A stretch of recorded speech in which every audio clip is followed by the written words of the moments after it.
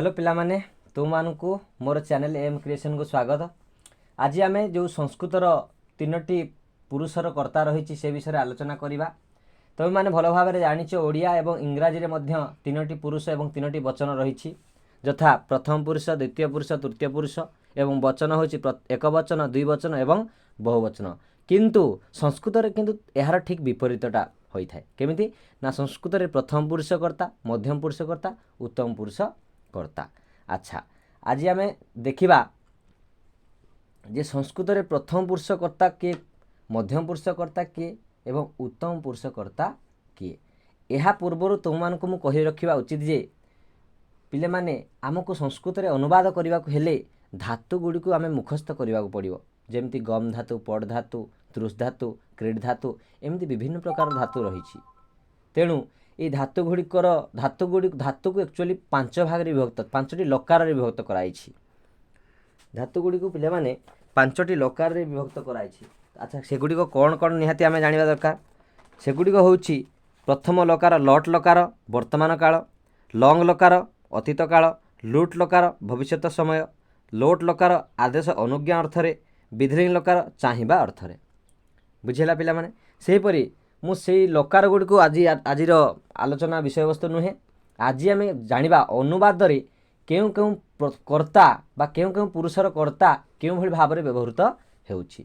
देखंतु पिला माने संस्कृत रे उत्तम पुरुष कर्ता किए जीवो ना एठारे अस्मद शब्दर व्यवहार हबो। मन रखिथा कथा संस्कृत रे उत्तम पुरुष कर्ता केवल अस्मद शब्द जमी मुझे तुमको पूर्व भिडियो कही अहम आवाम वयम माम आवाम अस्मान ये भाव में। ठीक सेहीपरि संस्कृत में मध्यम पुरुष कर्ता किए ना तुमे अर्थात जुष्म शब्दर व्यवहार हम जमी त्वम जुबाम जोयम त्वाम जुबाम जुष्मान से भली। अच्छा संस्कृत में प्रथम पुरुष कर्ता किए हम ना जुष्मद अस्मद को छाड़देले जुष्मद अस्मद शब्द व्यतीत अन्य समस्त शब्दर प्रथमा विभक्ति हम प्रथम पुरुष कर्ता। जमती राम दाम गोपाल छात्र बालक बुझिपारे पिला माने।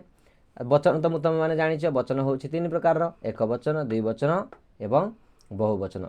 तुमको गोटे उदाहरण माध्यम मु बुझाऊँ देख गोटे एग्जाम्पल आम जदि देखा जे तुम्भे माने पढ़ुछ गोटे एग्जाम्पल अच्छी तुम्भे माने पढ़ुछ।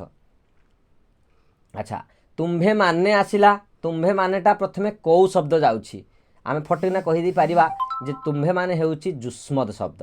कौ शब्द ना जुष्मद शब्द।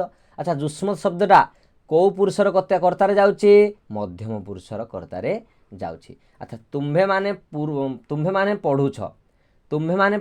मानेटा होछि मध्यम पुरुषर कौ वचन ना मध्यम पुरुषर एटा होछि एक वचन दुई वचन बहुवचन। ताहले बहुवचन किए जुयम। ताहले तुम्भे माने रहला जुयम पढ़ुछ वर्तमान पढ़ुछ केतेबेले से पढ़ुछि वर्तमान पढ़ुछि। आम मैंने तुमको मु कही सारी जे लकार धातु गुड़ को पांचटी लकार विभक्त कराई। प्रथम लकार नाम होछि लट लकार। लट लकार अर्थ वर्तमान काल। वर्तमान देख गोटे सर्ट एग्जांपल मु तुमको देइछि एटा होछि बड़ धातुर लकार लट लकार वर्तमान कालर टेबुलटा देख वर्तमान। ताले मध्यम पुरुष कर्ता एगुडा जीव जेमती पठते पठतः पठन्ते पठसे पठथः पठथ पठामि पठाबह पठामह। बुझिपार पिला माने तार एग्जाम्पल को आम बुझे देबा। जदि आम छात्र हो जदि आम प्रथम पुरुष कर्ता नबा छात्र को क्या नबा छात्र को ताले केमती हम ना छात्र पठति माने छात्रटी पढ़ुछि। छात्रौ पठतः छात्र दुई जन पढ़ुछन्ति। छात्राः पठन्ति अर्थात छात्र माने पढ़ुछन्ति। बुझिपारे केमिति हैला तो। ठीक सेहीपरि भाव में मध्यम पुरुष कर्ता देखिबा कौन ना त्वम पठसि तुमे पढ़ुछ। जुबाम पठथः तुम्भे दुहे पढ़ुछ। जुयम पठथ तुम्भे माने पढ़ुछ। ठीक सेहीपरि उत्तम पुरुष कर्ता को देखिबा अनुध्यान करिबा अहम पठामि मु पढ़ुछि। आबाम पठामह सॉरी आबाम पठाबह आम्भे दुहे पढ़ुछु। वयम पठामह आम्भे माने पढ़ुअछु।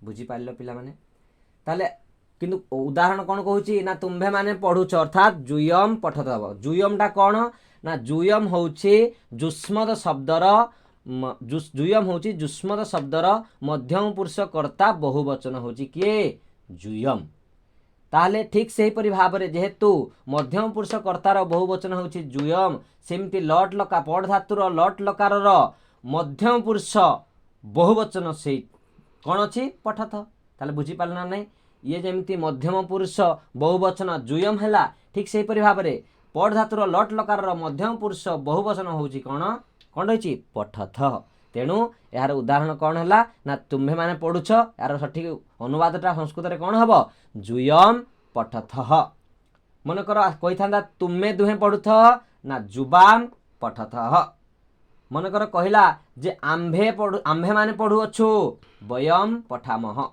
छात्र दुई जन पढ़ुछन्ते छात्रौ पठतः बुझिपार पिला माने केउ भली भाबरे ये जो संस्कृतर अनुवादर सूत्रटी अनुध्यान करने पड़ुछि ता तुम माने भल भाव देख एवं भल भाव बुझी यार व्यवहार करने चेष्टा कर पिला माने आज तो समय हो जाइछि रहुछि धन्यवाद।